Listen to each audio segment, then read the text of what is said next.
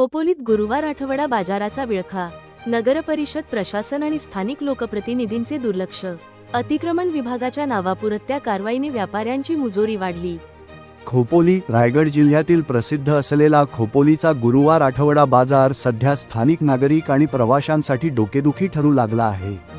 बाजारातील वाढत्या अतिक्रमणाकडे नगरपरिषदेचा अतिक्रमण विभाग आणि स्थानिक लोकप्रतिनिधी जाणीवपूर्वक दुर्लक्ष करत असल्याने सर्वसामान्यांना नाहक त्रासाला सामोरे जावे लागत आहे.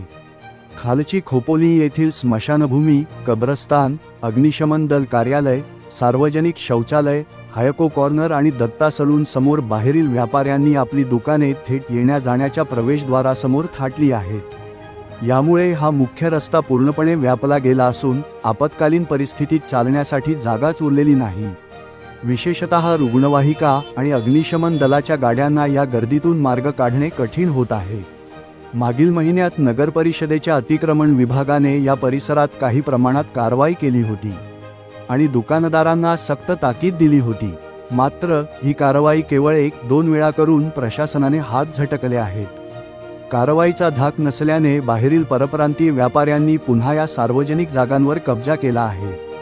यामुळे नगरपरिषदेची कारवाई केवळ दाखवण्यासाठी होती का, असा सवाल आता नागरिक विचारत आहेत. अतिमहत्त्वाचे म्हणजे स्थानिक नागरिकांच्या तक्रारी असतानाही लोकप्रतिनिधी या गंभीर प्रश्नावर मौन बाळगून आहेत.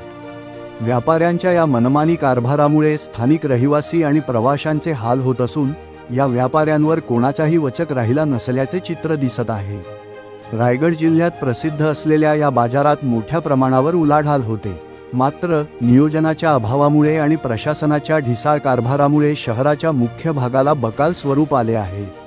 नगरपरिषदेने केवळ नावापुरती कारवाई न करता या अतिक्रमणावर कायमस्वरूपी तोडगा काढावा आणि खालची खोपोली येथील स्मशानभूमी, कब्रस्तान, अग्निशमन दल कार्यालय, सार्वजनिक शौचालय, हायको कॉर्नर आणि दत्ता सलून समोरील आपत्कालीन रस्ते मोकळे करावेत, अशी मागणी खोपोलीकर करत आहेत.